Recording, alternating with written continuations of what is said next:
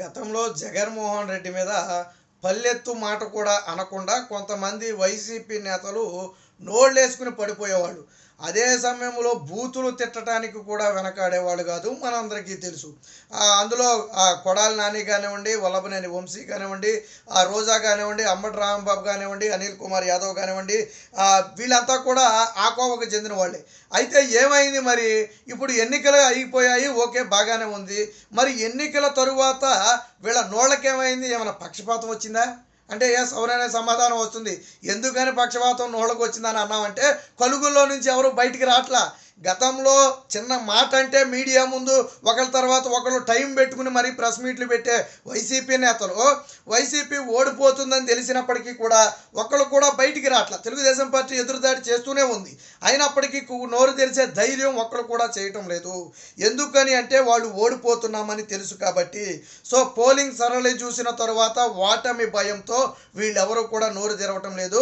సరే, ఇప్పటి వరకు జరిగింది ఏదో జరిగిపోయింది, ఇప్పుడు మళ్ళీ మాట్లాడి రెచ్చగొట్టి రేపొద్దున వాళ్ళు గెలిచిన తర్వాత పీకల మీదకి తెచ్చుకోవడం ఎందుకు అనుకున్నారో ఏమో తెలియదు. కానీ మొత్తానికైతే వీళ్ళంతా ఎవరు కూడా నోరు తెరిచే ప్రయత్నం అయితే లేదు. దీనికి సంబంధించి ఈరోజు ఒక వార్త కూడా వచ్చింది. వైసీపీని దాన్ని నడిపిస్తున్న నియంత్రణం అంటే జగన్మోహన్ రెడ్డిని పల్లెత్తి మాట అనకుండా నోళ్ళేసుకుని పడిపోయే వీరులంతా కలుగుల్లోంచి బయటకు రావటం లేదు. నియంత అహంభావాన్ని నరనరాల్లో ఎక్కించుకుని ఏం మాట్లాడుతున్నామో కూడా తెలియకుండా విచక్షణ రహితంగా విమర్శలు చేసే వీళ్ళ వైసీపీ ఫైర్ బ్రాండ్లు పోలింగ్ సరళి చూసిన తర్వాత పూర్తిగా పక్షపాతానికి గురయ్యారు. పోలింగ్ ముందు రోజు వరకు మీడియా మైకుల ముందు లేదా సోషల్ మీడియాలో ఇష్టం వచ్చినట్టు మాటలు మాట్లాడినటువంటి వీళ్ళంతా కూడా ఇప్పుడు ఎక్కడా కూడా బయటికి రావటం లేదు.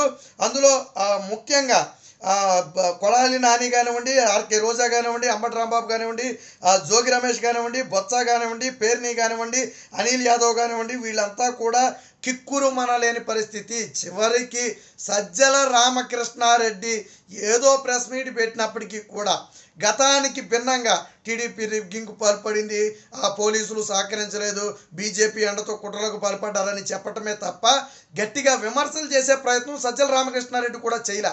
ఎందుకంటే సజ్జల అందరికంటే ముందు ఓడిపోతామని తెలిసింది సజ్జల రామకృష్ణారెడ్డికి. పోలింగ్ సరళి చూడకపోయినా ఓడిపోతామని సజ్జల రామకృష్ణారెడ్డికి తెలుసు.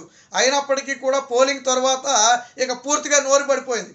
వాస్తవానికి జగన్మోహన్ రెడ్డి మీడియా ముందుకు వచ్చి అందరికీ కృతజ్ఞత తెలపాల, కనీసం ప్రజలందరికీ ఓట్లేసిన ప్రజలకు కృతజ్ఞత తెలపాల.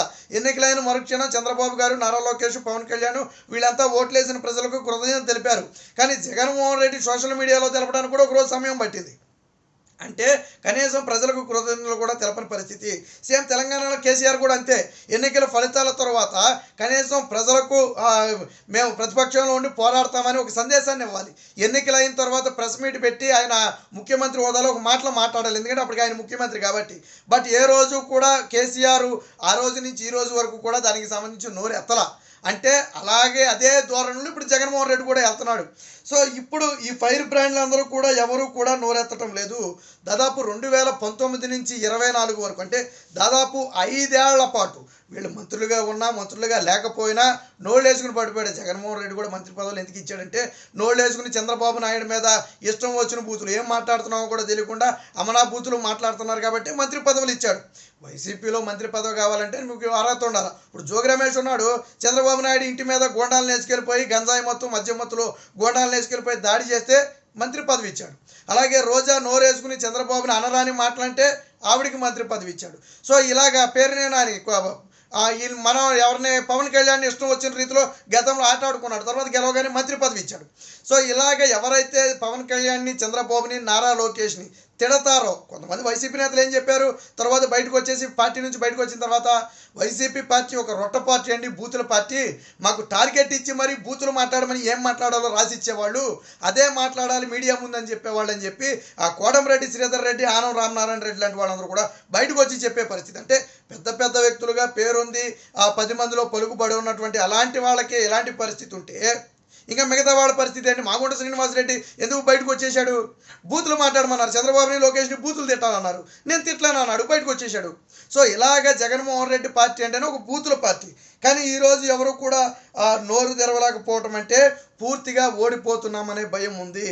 ఈ రోజుల్లో వైసీపీ నుంచి ఇదిగో ఈ మంత్రి గెలుస్తాడు అని గుండెల మీద చెయ్యేసుకుని ఏ వ్యక్తి చెప్పలేని పరిస్థితి. వైసీపీ నాయకులు కూడా మా మంత్రి గెలుస్తాడు, ఇదిగో ఈ మంత్రి గెలుస్తాడని ఎవరు చెప్పలేని పరిస్థితి. విడుదల రజనీ దగ్గర మొదలు పెడితే జోగి రమేష్ వరకు కూడా అందరూ ఓడిపోయే పరిస్థితి. ఎవరికి కూడా ఇంకా నయం కొన్ని ప్రాంతాల్లో డిపాజిట్లు కాపాడుకోవాలన్న పరిస్థితి వచ్చిందని చెప్పి ఆల్రెడీ టాక్ నడుస్తుంది. అంటే అంత దారుణమైన పరిస్థితిని చూడబోతున్నారు. ఇప్పటి వరకు ఉన్నటువంటి సర్వేలను బట్టి చూస్తే ఏదో పెద్దిరెడ్డి రామచంద్రారెడ్డి, బొగ్గన రాజేంద్రనాథ్ రెడ్డి వీళ్ళిద్దరే ఏదో ఏమన్నా చావు తప్పి కొనలొట్టపోయినట్టు గెలిస్తే గెలవచ్చు, కానీ మిగిలిన ఏ మంత్రి కూడా గెలిచే అవకాశమే లేదు. ముఖ్యంగా ఫైర్ బ్రాండ్లుగా చెప్పుకునేటువంటి ఈ బొత్స కానివ్వండి, రోజా కానివ్వండి, కొడాలి కానివ్వండి, అనిల్ కానివ్వండి, పేర్నే కానివ్వండి, అంబటి రాంబాబు కానివ్వండి. అంబటి రాంబాబు కూడా నోరు చూడండి మారిపోయింది. గొంతు మొన్నటి వరకు ఇష్టం వచ్చినట్టు మాట్లాడేవాడు. తర్వాత ఏమైపోయింది? మాకు అధికారులు సహకరించలేదు, మాకు కుట్రలు జరిగాయి, ఎన్నికల్లో సక్రమంగా జరగలేదని చెప్పి అంటే ఓటమిని మళ్ళీ ప్రజల మీదో అధికారుల మీదో ఎలక్షన్ కమిషన్ మీదో నెట్టేసే ప్రయత్నం చేస్తున్నారు. అంటే పూర్తిగా వైసీపీ ఆత్మరక్షణలో పడింది. వైసీపీ ఫైర్ బ్రాండ్లుగా చెప్పుకునే నేతలు దాదాపుగా 3 రోజులు అంటే 72 గంటలు ఈ పోలింగ్ అయిపోయి 72 గంటలు గడుస్తున్నా ఈ రోజుకి బయటకు వచ్చి నోరు విప్పలేదు అంటే, మేము గెలుస్తున్నాము అని స్పష్టంగా చెప్పలేకపోతున్నారు అంటే, లేదా ప్రతిపక్షాన్ని విమర్శించే ప్రయత్నం చేయలేకపోతున్నారు అంటే ఖచ్చితంగా వాళ్ళలో ఓటమి భయం అనేది ఉంది. పోలింగ్ సరళి చూసిన తర్వాత ఇప్పటికే వాళ్ళకి సంబంధించినటువంటి సర్వేలన్నీ కూడా ఆల్రెడీ చెప్పాయి.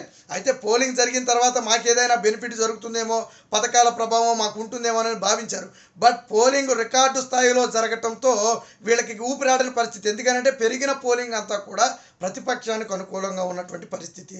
విశ్లేషకులందరూ కూడా చెప్పేది అదే. యాంటీ గవర్నమెంట్ మీద యాంటీ అనేది ఎక్కువగా ఉండటమే ఈరోజు పోలింగ్ పర్సంటేజ్ పెరగడానికి ప్రధాన కారణం అని చెప్తున్నారు. సో మరి ఓడిపోతామని తెలిసిన తర్వాత నోరుపే ప్రయత్నం ఎవరు చేస్తారు? నిన్న మొన్నటి వరకు జగన్మోహన్ రెడ్డి ఒక 20 ఏళ్ళు ముఖ్యమంత్రిగా ఉంటాడు కాబట్టి మా వెంట్రుకు కూడా ఆయనే అంటాడు కదా, నా వెంట్రుకు కూడా పీకలేరని. కాబట్టి మా వెంట్రుకు కూడా ఎవరో పీకలేరు అనుకుని ఇష్టం వచ్చినట్టు మాట్లాడారు. ఇప్పుడు ఎంట్రుకలు కాదు మొత్తం గుండు కొట్టేసే పరిస్థితి. రేపు పొద్దున ఫలితాలు తారుమారు అయిన తర్వాత జూన్ 4 నుంచి కొత్త ప్రభుత్వం గన అధికారంలోకి వస్తే రేపటి రోజున వీళ్ళ పరిస్థితి ఏంటి అర్థం కాదు. ఆల్రెడీ ఇందులో ఇప్పటికీ కొంతమంది దుకాణం సర్దేసి పక్క రాష్ట్రాలకో లేదా కొన్ని రోజుల పాటు దేశం వదిలో పారిపోవడానికి కూడా రంగం సిద్ధం చేసుకుంటున్నారని తెలిసింది. ఎందుకంటే 5 ఏళ్ల పాటు చేసిన అరాచకాలకు సంబంధించి రేపు పొద్దున పార్టీలు మారితే ఒక్కొక్కటి మక్కిలు విరగొడతాయని అందరికీ తెలుసు. ఆల్రెడీ నారా లోకేష్ రెడ్ బుక్లో రాసుకున్నటువంటి పేర్లను వదిలిపెట్టే పరిస్థితి లేదని ఇప్పటికే నారా లోకేష్ హెచ్చరికలు కూడా జారీ చేసిన నేపథ్యంలో వీళ్ళంతా కూడా బిక్కుబిక్కుమంటూ దినదినగండం నూరేళ్ల ఆయుష్లాగా ఉండాల్సిన పరిస్థితి. నిన్న మొన్నటి వరకు కాళ్ళు ఎగరేసుకుని ఇష్టం వచ్చిన మాటలు మాట్లాడి మేము ఏం మాట్లాడుతున్నాం ఇది సోషల్ మీడియాలో వస్తుందేమో ప్రజలు చీకొడతారేమో అని కూడా లేకుండా అసెంబ్లీలోనే చంద్రబాబు గారి సతీమణిని అత్యంత దారుణంగా అవమానించారు. బయట పవన్ కళ్యాణ్ గురించి ఆయన సతీమణి గురించి ఇష్టం వచ్చిన మాటలు మాట్లాడారు. కానీ ఇప్పుడు వాళ్ళ నోటికి తాళం పడింది. ఒక రకంగా చెప్పాలంటే మన భాషలో పక్షవాతం వచ్చింది, వాళ్ళ నోటికి పక్షవాతం వచ్చింది. ఎందుకంటే పక్షవాతం అంటే ఆ టైప్ పక్షవాతం కాదు, మాట్లాడలేని పరిస్థితి. ఎక్కడ మెడకు చుట్టుకుంటుందో రేపొద్దున ఎక్కడెక్కడ తరిమి కొడతారని ఒక భయంతోనే వీళ్ళంతా కూడా నోరు విప్పటం లేదని ఇప్పుడు ప్రజల్లో పూర్తిగా చర్చ నడుస్తుంది.